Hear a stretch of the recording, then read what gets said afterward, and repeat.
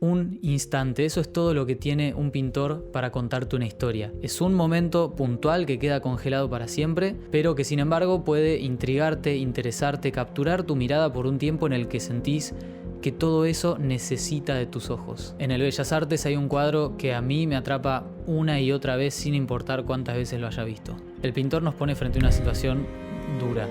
Un hombre golpea la mesa, indignado, mientras su mujer desfalleciente intenta amamantar a su bebé. En el centro de la composición, la mesa, vacía, y la fábrica, inactiva. ¿Ven que no sale humo por las chimeneas? Sin pan y sin trabajo. Este título también está representado en los dos personajes principales, la mujer que no tiene alimento para su hijo y el hombre que está desempleado. Él está mirando fijo a la ventana, a lo que parece ser la razón de su enojo. Hay un grupo de uniformados a caballo que se dirige hacia la fábrica. ¿Por qué? ¿Qué está pasando? Y es que Ernesto de la Cárcova, el pintor, tenía muy claro cómo manipular nuestra mirada. Fíjense en esto. Si primero miramos al hombre, él con su mirada nos lleva a mirar por la ventana.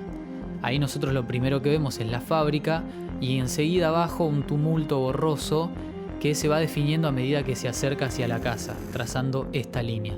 Pero cuando empezamos a ver figuras más definidas, se termina la ventana y nos encontramos con el rostro de la mujer, que a su vez vuelve a mirar al hombre. Esto se conoce como lectura circular y es un gran ejemplo de cómo una buena composición puede manipular nuestra mirada a través de la pintura y de cómo un buen artista lo puede aprovechar. Aunque esta es solo una de muchas formas que hay de guiar la atención del espectador. En esta misma obra podemos encontrar otra bastante obvia, pero que seguramente no hayas visto. Mirá, tenemos dos líneas verticales muy fuertes que nos señalan nuestras dos figuras centrales. Y a su vez estas líneas están atravesadas por otra que los conecta entre sí a la altura del rostro. También está la mesa que traza dos líneas entre el hombre y los dos integrantes de su familia. Y uno puede pensar, bueno, capaz todo esto fue casual, pero fíjense por ejemplo en este borde de la mesa. Fíjense que el artista hizo correcciones, por lo menos dos, sobre la disposición de la mesa. Noten también que estas líneas son diagonales y el cuadro está repleto de diagonales. Esta es una técnica muy común del lenguaje visual para generar desequilibrio, tensión, dinamismo, movimiento. En una palabra, drama. Acá hay algunos ejemplos similares y otros opuestos, justamente del uso contrario de líneas paralelas, siempre hablando en referencia al marco que lo contiene, para generar estabilidad, orden. La luz también contribuye al drama. Fíjense que los personajes están iluminados desde afuera y quedan a contraluz. Esto, por ejemplo, en cine constituye una de las reglas fundamentales para hacer un plano interesante, siempre filmado desde el lado de la sombra. Algo que a mí me parece una locura es que todos estos efectos los procesamos inconscientemente, pero repercuten directamente en que una obra nos guste o no en cuestión de segundos. Y el trabajo del análisis muchas veces está en hacer conscientes cosas obvias que en general obviamos. Quiero que avancemos con la historia, pero no sin antes mencionar una cosa más de la composición que a mí me parece de lo más interesante. Fíjense que la composición general tiene una forma triangular. Esto es muy común en el arte. Es una disposición que facilita la lectura, que guía la mirada, le da orden a la imagen y fue utilizado en miles de obras de todo tipo. Y en este caso, de la Cárcova también lo moldea para darle más dramatismo. Fíjense que si intentamos trazar las líneas, no queda un triángulo perfecto, ni tampoco queda un triángulo perfectamente alineado con el marco. Y por todo el cuadro vamos a ir encontrando elementos agrupados de a tres. Fíjense, los tres personajes principales, las tres herramientas. Los policías que llegamos a ver son tres y están al lado de tres arbolitos.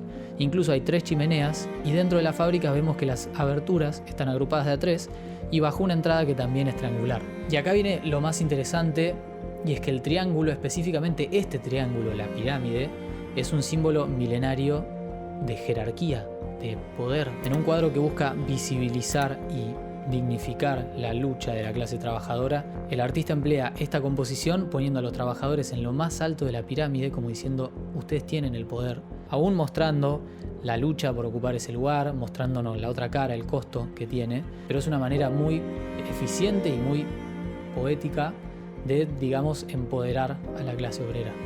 De la Cárcova estaba muy en tema. Él estaba afiliado al Centro Obrero Socialista y durante su estadía académica en Italia vio de primera mano todos los levantamientos y las huelgas en Europa, y fue entonces cuando concibió esta obra. Él la pintó en 1894 y la termina presentando en Argentina con dos nombres, Sin pan y sin trabajo y La huelga. Entonces ahora podemos entender mejor. La policía a caballo está yendo hacia la fábrica a reprimir la huelga. Esto provoca la indignación del hombre y siembra una duda en su gesto. ¿Qué debo hacer? ¿Qué tengo que hacer ahora? Ahí está la verdadera lucha, la interna. Y podemos verlo en su gesto, el ceño fruncido, la boca semiabierta, la mirada perdida, deliberando entre quedarse ahí en la seguridad de su hogar, resguardado, cuidando de su familia, esperando que las cosas en algún momento mejoren, o en cambio salir de la marginalidad, metafórica y literalmente, porque él está físicamente apartado de todo, está viéndolo todo por la ventana, para poner el cuerpo y sumarse personalmente a la movilización. Fíjense que tiene puesto el sombrero como si estuviera por salir, que es un detalle no menor, porque el artista, hay un análisis de rayos X del cuadro, y ahí se ve que el artista inicialmente lo había pintado más de una vez sin el sombrero. ¿Y por qué es tan importante el sombrero? Bueno, en primer lugar, porque brinda otra lectura igual de probable, que es que él ya estaba en la manifestación, ve que viene la policía a reprimir y escapa para no correr ningún riesgo, llega a su casa, se mete enseguida antes de sacarse el sombrero y cualquier cosa, se mete y se pone a mirar por la ventana qué es lo que está pasando. Fíjense incluso que la cortina la movió, pero no la saca del todo, como si de alguna forma tuviera como temor a ser visto desde afuera. Pero además, en segundo lugar, porque da un mensaje que es para mí de lo más poético y que es igual de válido para cualquiera de las dos lecturas, que es que uno cuando se sienta normalmente a la mesa se saca el sombrero en señal de respeto frente a la comida. Bueno, tremendo. Personalmente yo me inclino más por la primera interpretación, pero no dejo de contar la otra, porque muchas veces es justamente ahí donde radica la riqueza de la obra, en su ambigüedad estructural. Esto es que con los mismos elementos ofrezca distintas interpretaciones igual de probables. Hay muchos ejemplos de esto tanto en cine, en música, en literatura, en todas las artes, pero uno de mis favoritos y que probablemente muchos de ustedes hayan visto está en la película El secreto de sus ojos, que igual no voy a spoilear nada para que lo vean con sus propios ojos, pero me refiero a los portarretratos de la casa de Benjamín. La ambigüedad estructural le da un lugar al espectador en la obra, le ofrece la posibilidad de tomar poder sobre ella, adoptando alguna interpretación y ser así determinante en el significado que va a tener esa obra, que sin su espectador está incompleta. Una obra también se vuelve determinante no solo por lo que es en sí, sino por cómo repercute en su historia, en la historia de un lugar, de una cultura. Y Sin pan y sin trabajo fue sin duda uno de los cuadros más influyentes de la historia del arte argentino. Es considerada la primera obra de arte político de la Argentina y muchísimas obras que vinieron después han sido de alguna forma influenciados por esta obra, que es increíble. Hay muchísimos ejemplos. Uno de los más grandes es el cuadro Manifestación de Berni, en cuya obra hay un personaje que tiene un cartel que dice pan y trabajo. Es justamente una manifestación que podría ser de alguna forma capaz otro punto de vista de la misma escena que representa Sin pan y sin trabajo. El artista nos pone frente a este dilema como si nosotros fuésemos uno más ahí dentro de la casa observando toda la escena. Quizás eso explica el tamaño del cuadro, que es enorme.